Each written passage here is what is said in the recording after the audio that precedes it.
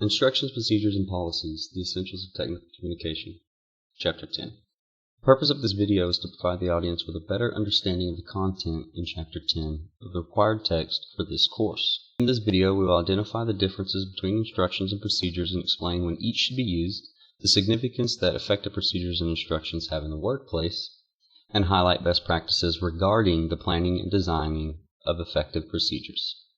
Instructions versus procedures. The differences between the two.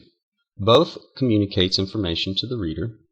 However, procedures provide a general guideline where instructions provide specifics. Procedures describe the task, instructions how to perform the task. An example of a procedure would be all employees are responsible for ensuring the firewall is enabled on company devices. An example of an instructional document would be how to activate the firewall, followed by a step-by-step set of instructions. The planning process.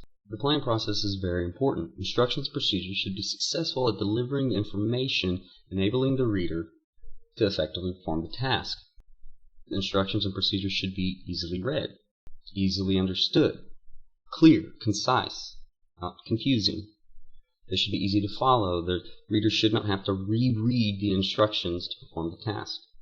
It's important to know your audience. Who is the target audience? What is the reader's knowledge level on the subject? Do you need to provide this document in other language? If so, which languages? Remember that many people avoid reading instructions. Using visual aids can break up the monotony and improve focus among readers. Choosing the right design layout can set the tone and encourage effective reading. Consider the reader's knowledge level when formatting and planning choice of language. Know the purpose. Both the writer and the reader should know the purpose of the document. Only include applicable information, relevant data. What should my audience know after reading this document? What should my audience be able to accomplish after reading this document? Omit any information that isn't necessary or critical to the task. Know the context of the document. How will this be read? From the reader's perspective, will they be sitting at their desk? Will they be watching television? Is this a document that they should read before completing the task, or is this a document they should read while they are completing the task? To specify to the reader when they should read the document, to plan effective placement of certain aspects of the document. Words versus visuals versus both. Do I use this many words? Should I use more visuals? How do I want to do this? Is it going to be online? Is it a printed document? All of these planning tips will make the structure and organization of the document much better. What elements should be included in the document based on the information we've gathered? An introduction. This would be a high level of what to expect and who should be performing the task, including the skill level required to perform the task successfully. What value does this product or procedure bring? What does the reader need to know about it? Outline any physical conditions required. Should this task be performed outdoors? Is there a temperature limit? Is there a time requirement involved? List out all the materials needed at the beginning of the document and again in each corresponding step. Always place instructions in chronological order. Don't mix and match them.